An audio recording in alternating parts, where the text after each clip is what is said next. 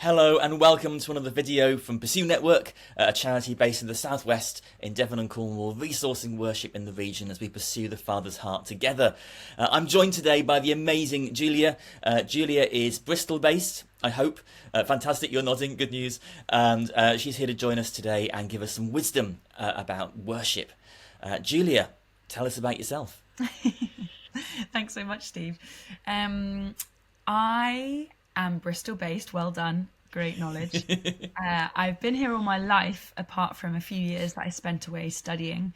And it's a very special place. I didn't think I'd end up back here as an adult after study, but I kind of fell back here and realized that actually God had a lot for me in the city and wanted me to walk some things out with him in the city, which has been a joy over the last few years. And I am freelance. I'm a freelance singer and songwriter and voiceover artist and event manager and basically fingers in many pies. I really thrive from variety. So being able to have a variety of things that I do in my weeks and how I earn a living but also serve God in different contexts is an absolute joy to me.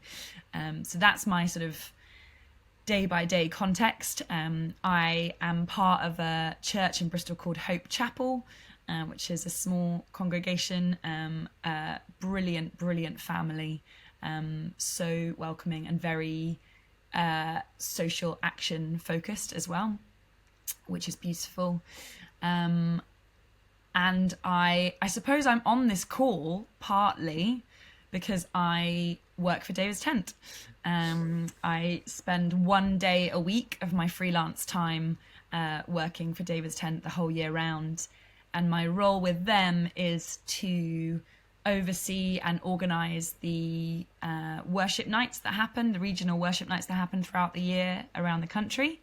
And for the summer festival itself, I look after the visiting worship teams and their logistics, so their flights, their accommodation, their ground transport, and just getting them to the place and looking after them while they're with us for the festival itself.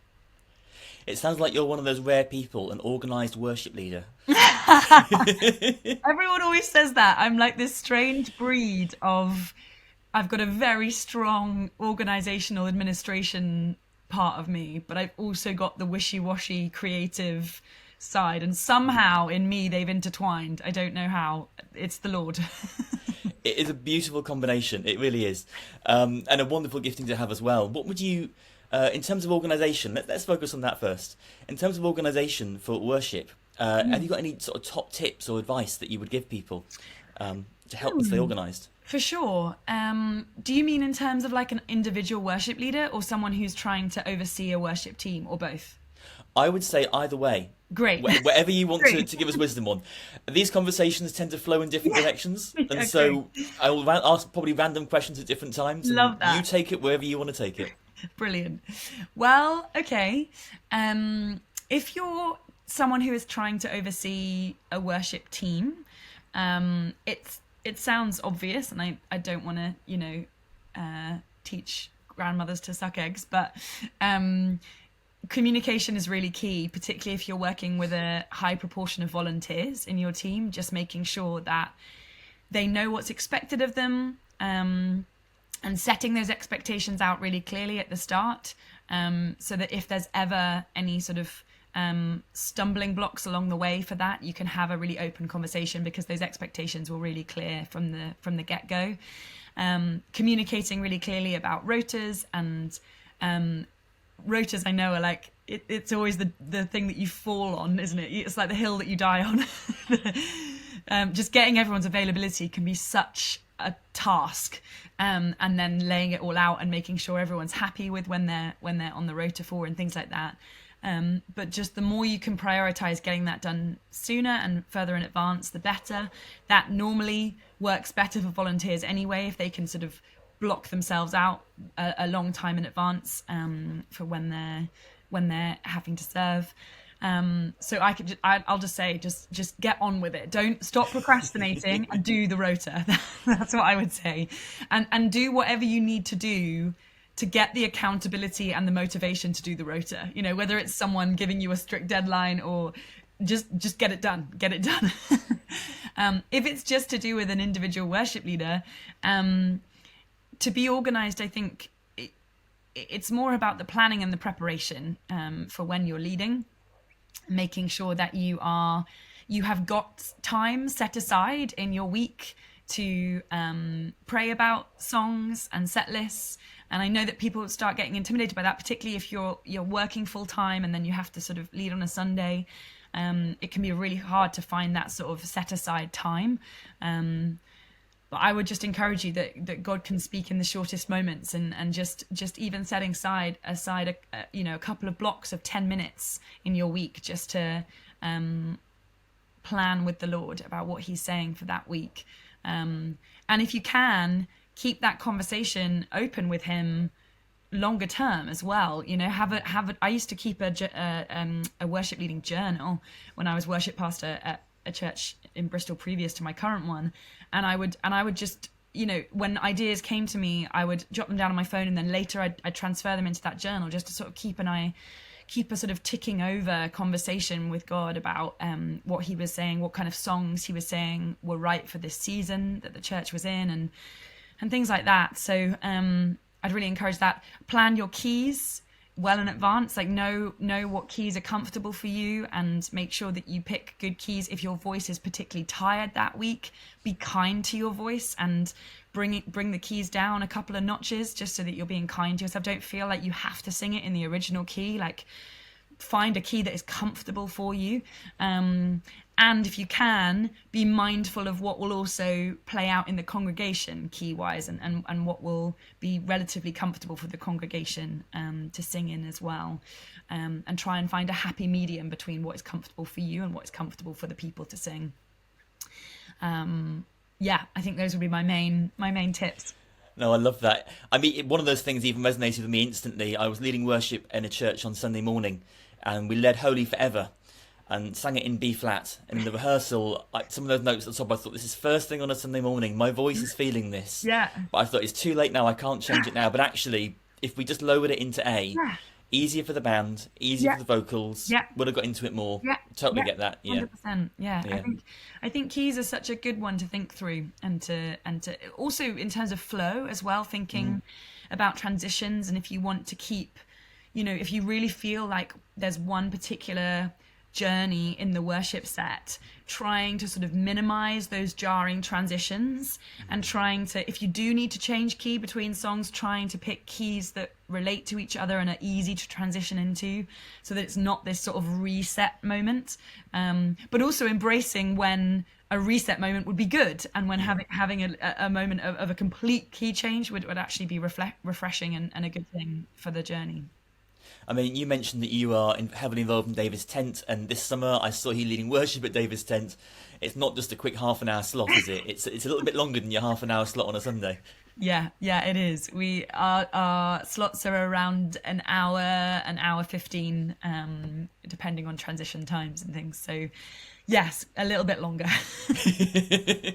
How do you to plan for the journey of worship? What do you do to make sure that your worship sets do have a flow, and it's not just a list of this week's favourite songs? Yeah.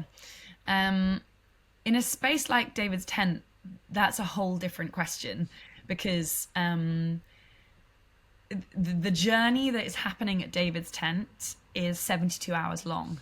So you are not, hopefully, you should not just be focused on your hour. You should be aware that you are part of a river of praise that is happening across 72 hours. And that is then actually really hard to plan for, because you could be flowing out. You don't know what you're going to be flowing out of. You know, if you're 36 hours in, you have no idea yet what God's going to be doing, and what the sort of themes that are going to be coming out during those first 36 hours. And you also don't know what you're going to be handing over to, and what you what you're going to need to be flowing into. And so that's a real challenge. And I think I have had to dive deep into prayerful preparation for David's Tent whenever I have had the privilege of leading there, because you just have to rely on the Lord telling you what to prepare. And what I tend to do is God tends to give me a song that we're going to start in, a starting song, and that just tends to be or at least one song, not necessarily that we're going to start with, but one song that's going to be particularly important for the session. And I then build an idea of a set around that and an idea of a journey around that, but it is deliberately held so lightly, and it's so flexible, and it's so movable depending on what God's doing either side.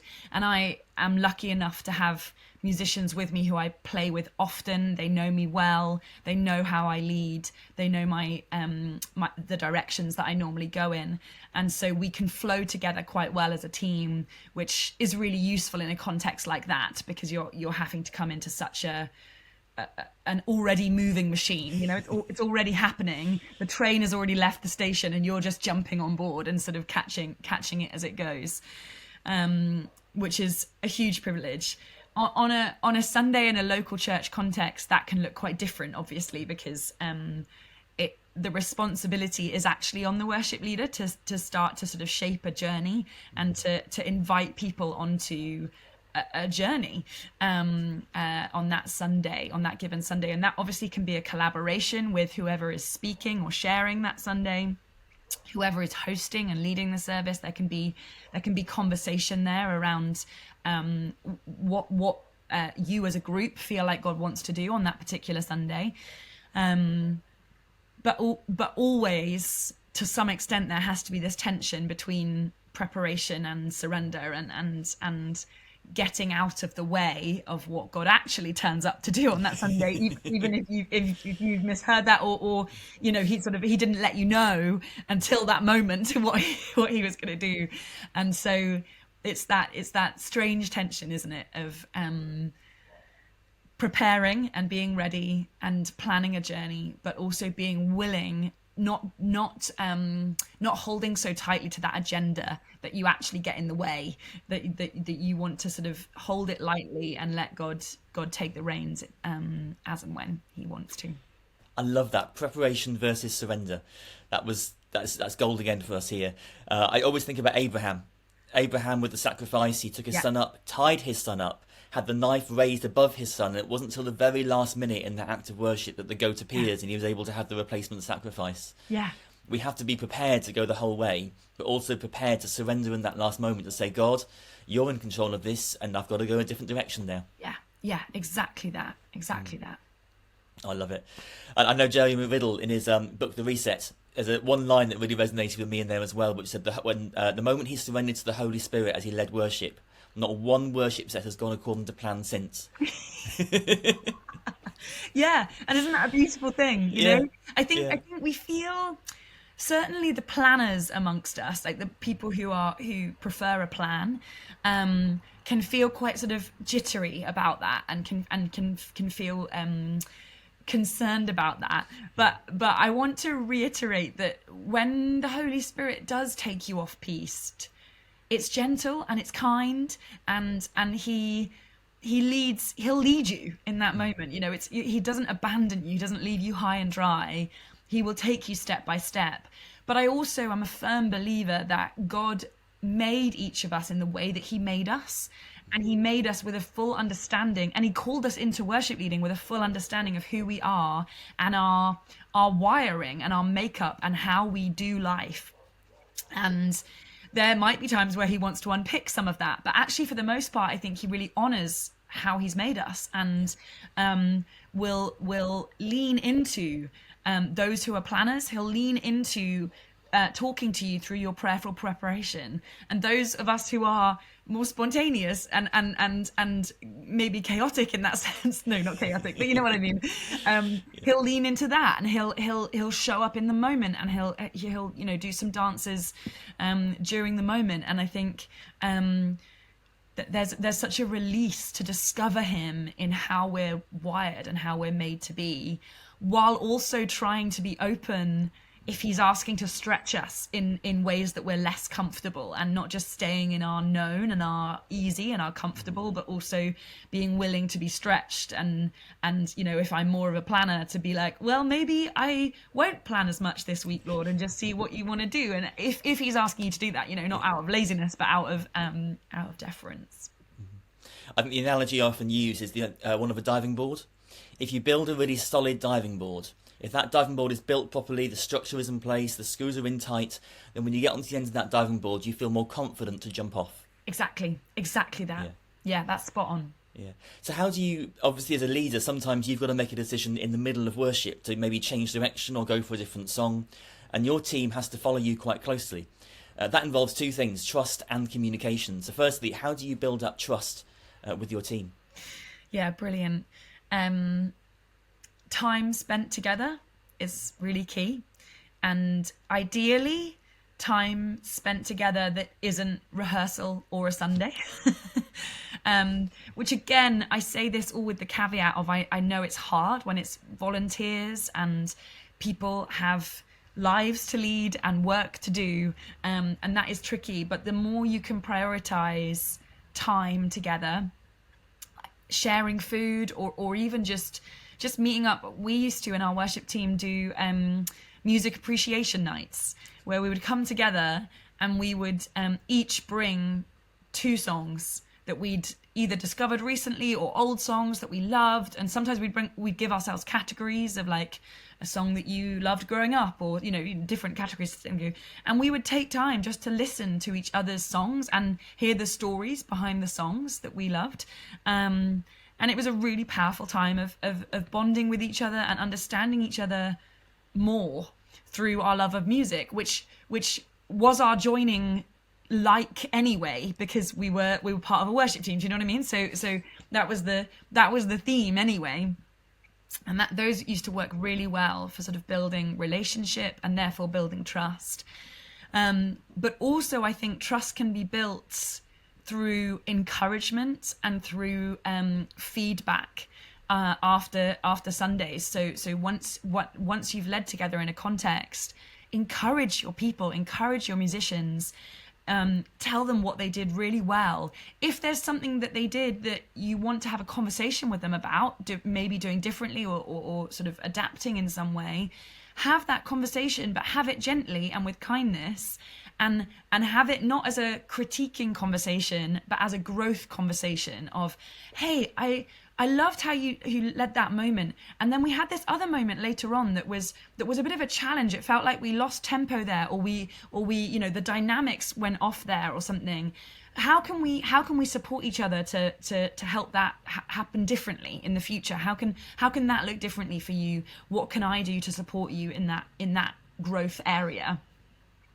And having those conversations actually builds trust, because your people will then, your musicians will then start to think, oh, she's hearing me. They're hearing me when we're leading. They're noticing what I'm doing. They're encouraging me in the bits that I feel confident in and that I can grow in. But they love me enough. It's a bit like Jesus, he loves us enough not to leave us where we are. Love your people like Jesus loves you, love them enough to not leave them where they are, but to call them into growth and to call them into more. I think that's huge for building trust in your team. Absolutely love that, and certainly I'm stealing your song suggestion.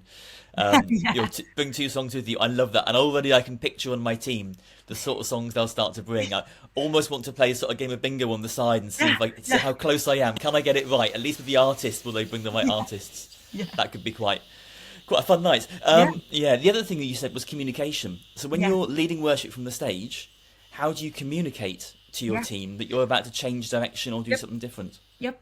And this is quite different for me, because I don't lead instrumentally. I'm a vocal lead when I lead worship. So I don't have a lead instrument that I can lean on or hide behind in terms of leading the band. I can't rely on them all dropping out and me just taking it to a different place, which is what you can do if you've got a lead instrument, and you can sort of take the lead in a very different way. So for me, communication as a lead vocalist means quite a lot of pre-communication in the rehearsal prior to leading, I will deliberately take quite a lot of time communicating transitions, my planned transitions.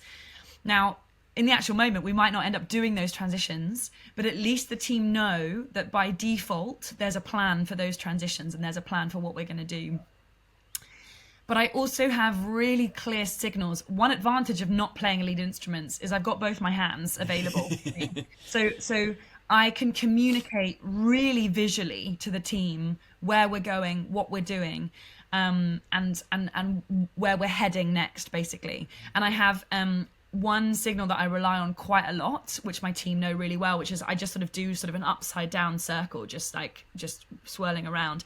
And that's my swirl signal. And what that means is whatever section of the song we've just come out of, whether it's the bridge, whether it's the chorus, whether it's a verse, I want you to just keep playing around those chords, that structure of chords, until I work out what the Spirit's doing and where we're going next. So it's instructional because it's saying keep playing those chords, stay in those chords, but it's also the invitation to, hey guys, we're just going to sit here for a second. I'm not quite sure what the Spirit's doing, so I'm just going to wait for a moment and we're not going to rush on. This is hey, we're taking a moment, guys. And my musicians now know as well that that is a signal for them to also take a moment to check in with the Spirit and to think, okay, is the Spirit asking me to play out a melody here? Is he asking me to lead us somewhere melodically? Is he asking me to set down a different rhythm? Is he asking me to X, Y, Z? You know, and so that is a really useful signal that I use. It's as I say, it's instructional because they know what structure they're staying in. They know what sort of boundaries they're staying in. But it's also free flowing because it's the invitation to lean into the Spirit and see what he's saying to maybe lead into and go into. And then I've got all my other ones, you know, like chorus, bridge, like all the sort of standard ones that you would have, which are just useful because then people know where you're going.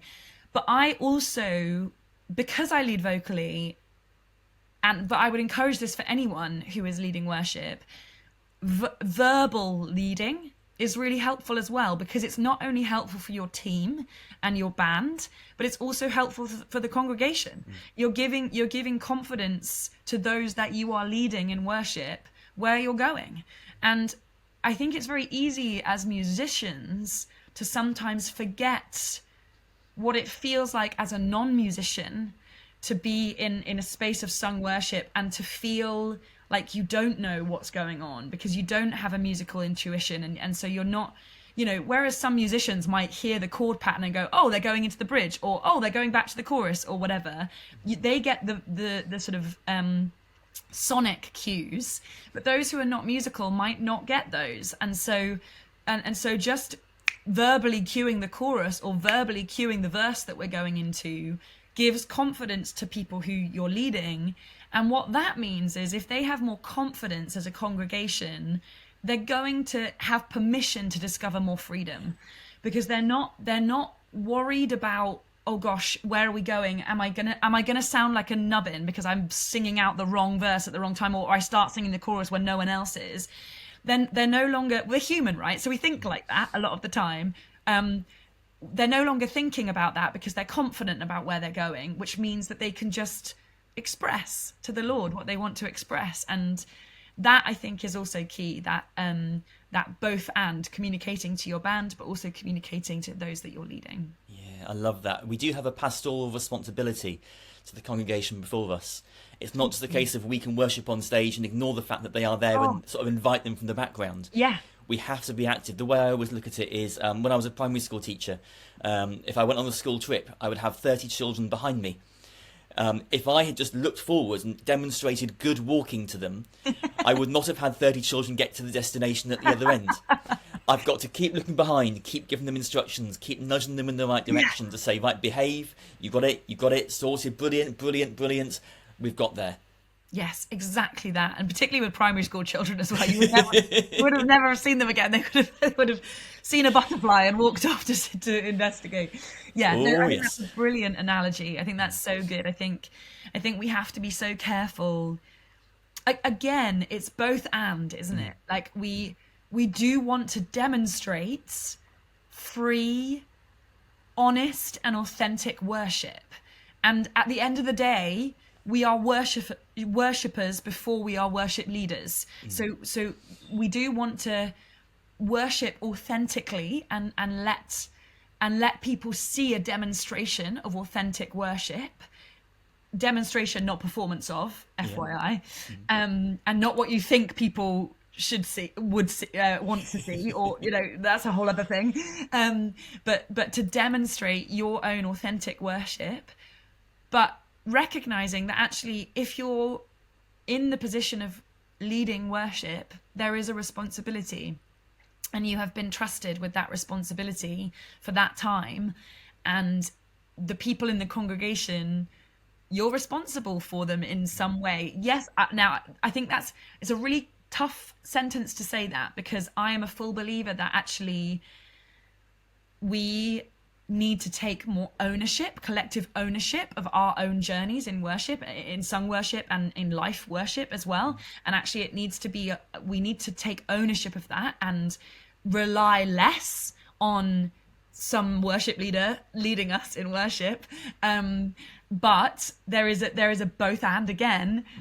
There is a responsibility for worship leaders to create the space and the encounter and the permission for people to encounter him and take that ownership for themselves and to own their own sung worship journey. And I think that's a challenge to find that balance, and it comes with time. Oh yes.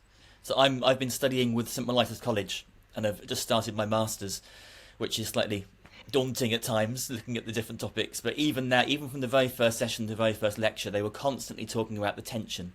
Yes. But it's very rarely is it just black and white. Of course. Often we're living in this tension between the black and white. It's not that one is right and one is wrong even. It's that both can be right at different times, and we have to live in the tension and work out where God is calling us to within that tension. Yes. Which is a beautiful place to be when you're trusting in God. Yeah, terrifying as well, but beautiful. Yeah. Talking about terrifying things, you mentioned earlier on songwriting. You probably won't be aware of this, but we've been running a sort of awareness thing in Devon and Cornwall, trying to encourage local songwriters to share their songs, to curate the sound of the Southwest.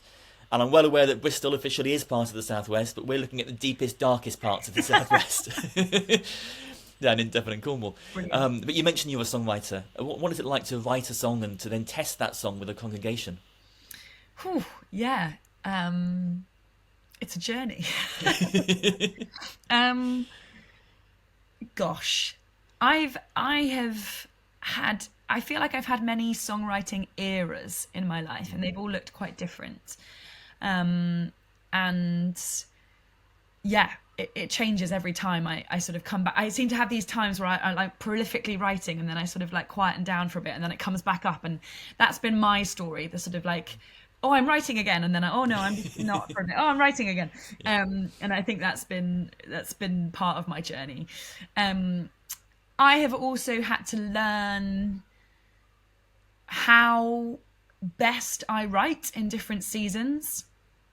I used to write a lot just on my own, and the vast majority of those songs, I would say 9 out of 10 of those songs, have basically just been just for me and Jesus, and they haven't gone anywhere, quite deliberately, and that's been a beautiful time. And I would so encourage anyone who wants to get into songwriting that having songs that are just for you and Jesus is so important.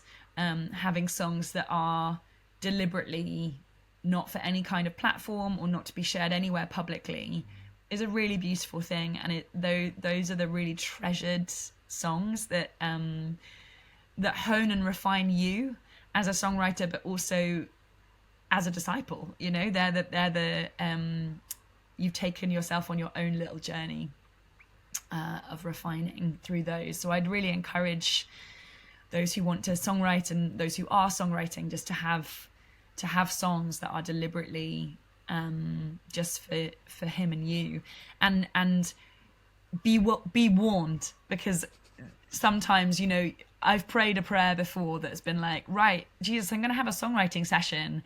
Whatever comes out of this songwriting session, I'm consecrating it for you and me. I'm not going to take it anywhere else. those are the times when you write a banger. It's inevitable. Like he hears that prayer and he's like, okay, here's the gift, and it's like a stunning song, but you've earmarked it for him and for you, and sometimes that is really hard because the humanness in you is like, everyone should hear this, and no, it's precious, and it's just for you and him, and that's a beautiful thing. But be warned, if you pray that prayer, that will probably happen. I have also now learned that I personally write a lot better when I'm in collaboration, so writing with other people. So when if I want to write a song that is congregational, I tend to write a lot better with someone else or a group of other people collaboratively writing together.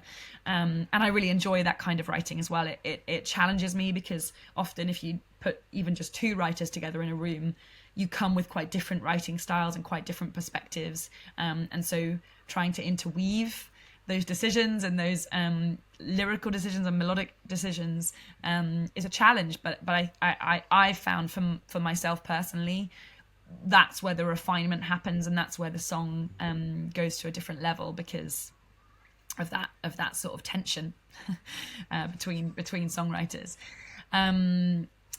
So yeah, I think that probably summarizes my journey. I think in terms of taking it to a congregation, if you're at a stage where you've written a song and you really feel like you want to take it to a congregation and test it out, hold it lightly. Don't come at it with like, gosh, this better go well, I love this song and I'm so precious about it. Hold it lightly. Take it to the congregation, introduce it gently, and sort of say like, hey, we've written this song, we feel like it might be for the season this church. If it's not, that's okay, but we're just going to give it a go. This is how the chorus goes, and you introduce the chorus, and then you start singing the song, and you give people, don't shy away from sharing it. Don't like sing it like sing one verse and one chorus and then be like, okay, that's that, let's move on to a known song. Like, give them time, give people time to absorb the song, to start to learn the melody. Remember that they haven't heard the song at all, and often if they're not musical at all in the congregation, that's a challenge to like navigate a new melody and a new flow. So giving people time to absorb it and to start joining in. But also I would encourage you, if you do have a space in your church that is slightly smaller than a Sunday morning, say like a small group setting, or a sort of midweek prayer meeting, or something else that happens throughout the week, maybe introduce it there first in a smaller setting, and then when you sing it on a Sunday, there will be some people there that have heard it before, and that it's not the first time they're hearing it. And then if it seems to catch on, and if there's sort of people are singing along and starting to get with it, lead it again the next Sunday. Don't leave it too long. Like lead it again quite soon afterwards if you can, and just reintroduce it again that following Sunday, and just see what the Spirit does with it. And if there is engagement there, go with it. Start singing it as a church. Take ownership of it as a church, as a song that has organically sprouted up from within your church family, and champion that and celebrate that. So often, some of the most powerful times of sung worship in churches that I have been a part of or have been to have been when they're singing their own songs, when they're singing songs that have come up from within the congregation. And they might be songs that have never gone anywhere else. They've never gone like on a bigger platform than that, but they have been for that church and that family what they have needed to sing for that time. And that's so powerful. When you can pen lyric and melody to what God is doing in a particular context for a particular time, that gives people something to really sing about. and they can sing it with a new conviction, because it's what they're literally walking through as a family and as a congregation at that time. And that's hugely powerful. So I love it when local churches write songs for their congregation. I think it's one of the best things that you can do as a worship team, and find the people in your congregation that are songwriters, and they might not even know that they are songwriters. They might just be people who are really poetic and are really good at writing lyrics, and they've never even put themselves in the category of lyricist, because they've always thought like, oh no, I just like words and I like making them sound good, and you know, all the things. But find those people and those creative tendencies that might actually shape some songs in your congregation and your family. I can hear the passion in your voice on this topic. It's just like, yes, I want people to sing their song, to release something fresh that's personal. And I've got nothing against songs written by the people or songs written in other countries. No. We all have these voices. But if the only songs we ever sing are songs written by, say, Gas Street, then what we're singing is Gas Street's songs. Yes. It's Gas Street's journey. It's Gas Street's voice. And I love Gas Street to bits. I've chosen them because they are a British local thing that I want to encourage. But if we have our own songs coming out as well, if we can find the things that resonate with our congregations and with what God is doing in our own communities, then something fresh is released that is powerful and beautiful. Hugely. Yeah, absolutely. And don't get me wrong as well, I totally agree with you. Like KXC, Gas Street, like they're coming out with these incredible songs that I believe are really blessing the UK and churches in the UK and beyond. And that's a beautiful thing. And you know, we never want to dismiss songs that come from other places. We never want to be those people that are shutting down just because we're like, no, we will only sing our songs. But the beautiful organic combination of songs that have come from elsewhere, songs that have anointing from across the seas and that are so relevant to our story in that moment. Beautiful, absolutely champion it. But peppered with our own writing and our own expression of what God is doing in our midst that combination is beautiful. That combination is really beautiful.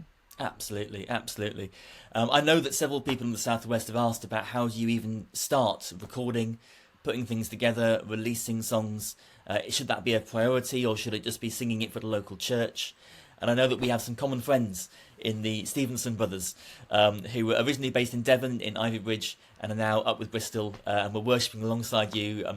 Little proud moment for me as someone who's mentored them in the past. It's like, yes, here we go. And I knew they'd come up at some point in this conversation. Yeah. But I know they are brilliant at mixing music, and I contacted them the other day and said, we've got a waiting list now. We can't do anything till March. Yeah. And we're recording this in October.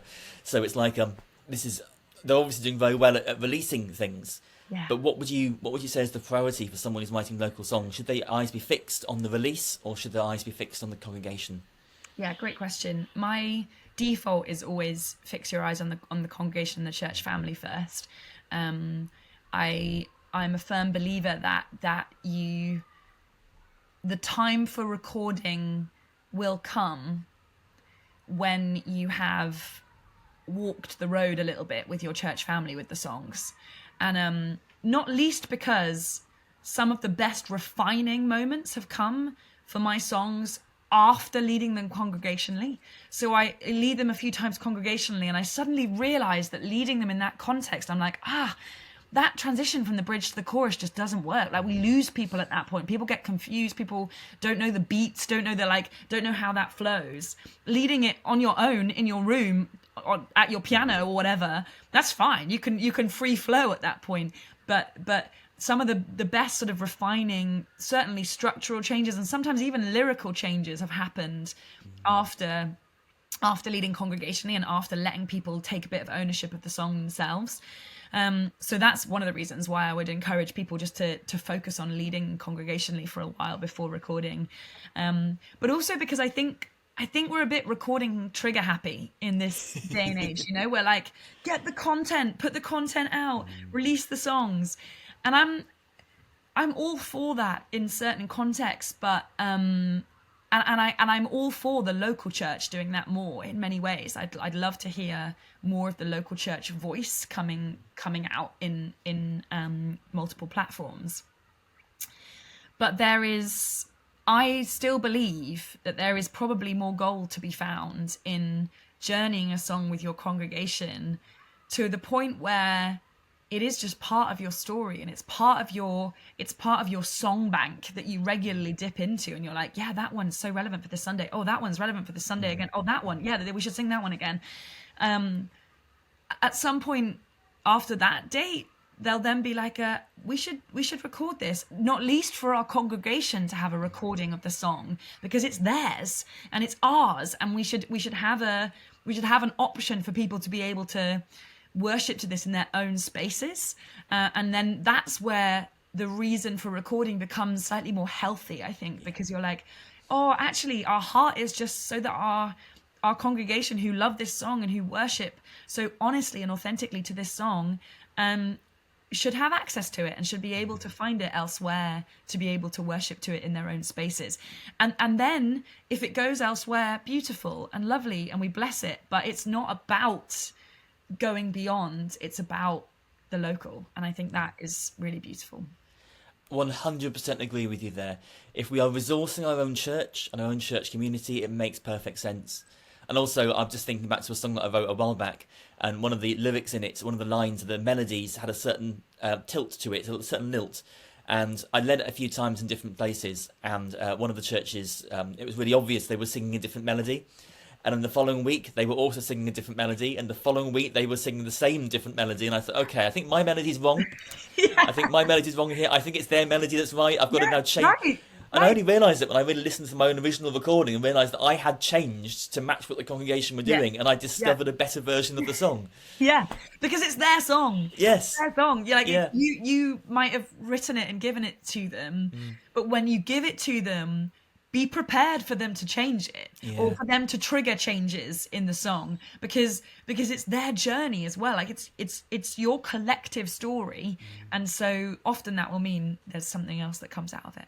Absolutely, totally. And that idea of holding something lightly. Yeah. We are aware that God is in control of all things. God is the one who's in charge of all things. And if he's the one that's in charge, then how can we hold it to ourselves and say, no, God, I'm in charge of this. This is my thing. We have to hold everything lightly, recognising that he is the one we glorify. Absolutely. Yeah. And that's why I think I would be try to be quite sure that you want the song to be congregational before you lead it congregationally, because there will be certain songs that you write that are more soaking songs, if I can say that. Maybe that's not what I mean, but songs that are more just for your individual times of worship and for other people's individual times of worship. You have to be really sure that the song is meant for your church family and is meant for your congregation. And I say that because otherwise, if you take a song that is very personal and that is meant for sort of a personal time of worship and try to lead that congregationally, you'll be offended if they take it in a different way. You'll be hurt if they try to sort of change it and tweak it, because it's actually your personal journey with the Lord. Whereas if it's actually a congregational song that you need to that you want them to collectively own with you, then you will naturally hold it lightly, and you'll want it to be shifted and changed by them. Beautiful, absolutely beautiful. I'm aware that our time is almost coming to an end, and I'd love to finish by focusing a little bit more on David's tent, if that's okay. Of course. Because I love the fact that you've recently moved from your location in West Sussex, which has become an almost pilgrim. Yeah, exactly. We have another event in the Southwest. For me, the West Sussex was the pilgrimage moment each year of travelling to that venue. And this year, I will be honest, there was a moment that I thought, should I have gone to a different festival?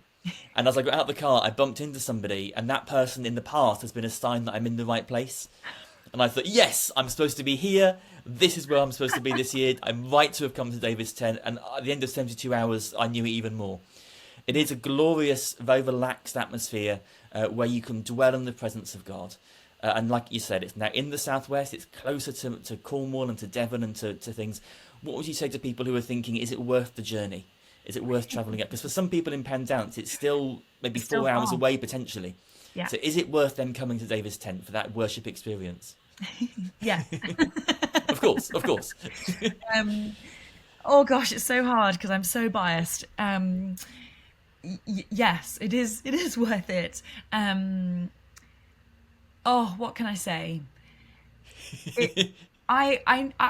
Well, we said before we started recording actually about how it's not about David's tent. It's not about the entity of David's tent and making a name for ourselves as this organization in the UK. It's not about that.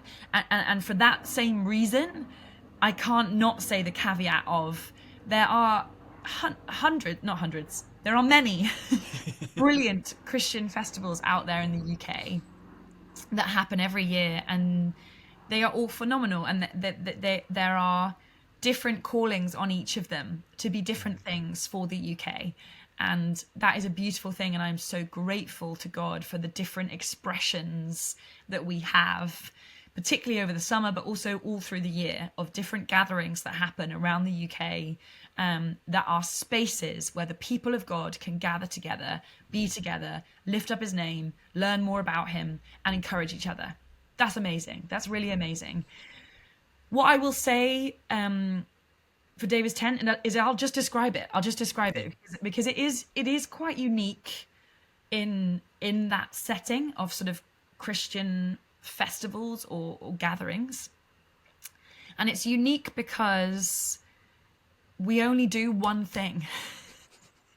And we do it for 72 hours. And people think that we are crazy.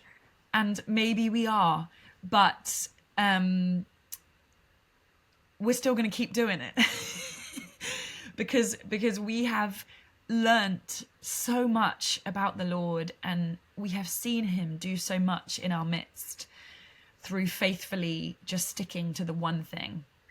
And the one thing is we worship. We have sung worship that happens non-stop for 72 hours, all through the days and all through the nights. Every single hour is covered. And that has always been the point of David's Tent, and will always be the point of David's Tent. We don't do talks. We have a couple of breakout sessions that happen but there's literally maybe a handful of them that happen over the course of the whole weekend, and they're not the focus. They happen in a much smaller marquee down the side of the field. Like they're not the main thing.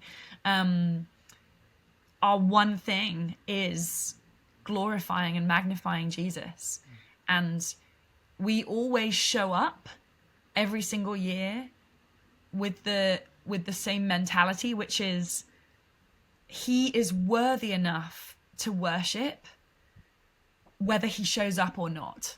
Like, even if he doesn't show up and do the things that we're asking him to do, or change the things that we're asking him to change, he is still worthy, he is still holy, and he is worth worshipping. And we come with that mindset every year, and every year without fail he shows up anyway, and he does stuff, and he speaks, and he moves, and he still comes.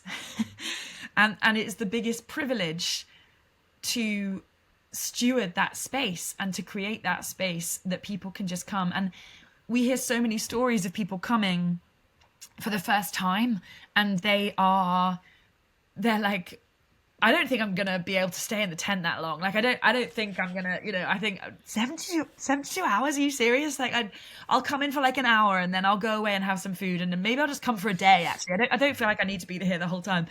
And every time we hear testimonies of people coming, and they sort of go into the tent, and the next time they look at their watch, it's like 4 hours later, or the next time they notice, the next time they sort of come out of sung worship, they're like, oh, I missed a meal. I don't know how I managed to miss lunch, but I missed a lunch. And it's this it's just getting into the presence of God. You just get into the presence of God, and you spend time with him, and you spend time with others, with other believers, lifting his holy name and interceding, and doing all the things that are good for us to do as humans, as believers. It's good for us. It's good for us to worship. We are worshippers. We're made to worship him. We're made to love him.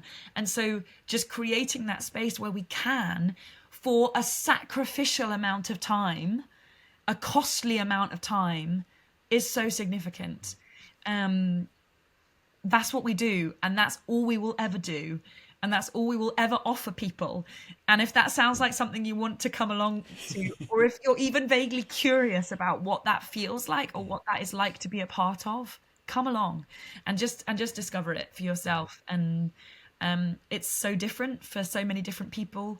We have so many different denominations that come to David's Tent, that come to people who express their worship so differently in many ways, but who just seem to congregate around this very simple idea of being with him, worshipping him, lifting his name high, honoring him. And if he shows up, great. And he often does. It's worth saying there's even a Catholic contingent that attends with regular mass, and so there is no excuse for not being at the event, unless, of course, you're serving in your own church and worshipping away. Of course, no one has to come to David's tent to worship. They can worship anywhere. Not but at all. If you want that 72 hours of just diving deep into an atmosphere, I personally find it really good each year to go, to attend, to either be involved or to lead in some way, or to just to experience the worship and to have fun with it and to embrace it. I honestly absolutely love it. If you do want something more local, just for those people watching, there are organisations like Worshipping Friends on Facebook in Cornwall. Ebb and Flow is also based in Cornwall, and I know that Singing Rooms is an event based in Plymouth, all of which have extended worship times. I'm sure if you go to our website, as a map of various worship events happening on pursuenetwork.org. Always good to promote some of the stuff we're trying to curate. Absolutely. Yeah. No, 100%. And I'm so keen for that to be true as well. Like that, we need to be championing those local spaces where people are offering those kind of extended times of sung worship.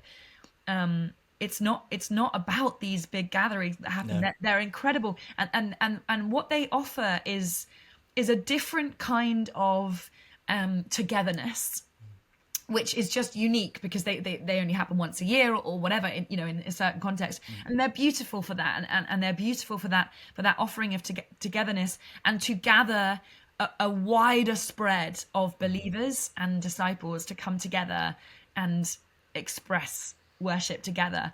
But the week in, week out, month in, month out worship spaces are they're the old faithfuls, they're the ones that are carrying on, that they're lighting their beacons and keeping the flame going throughout the year. And yeah, absolutely, we need to champion those. Amen to that.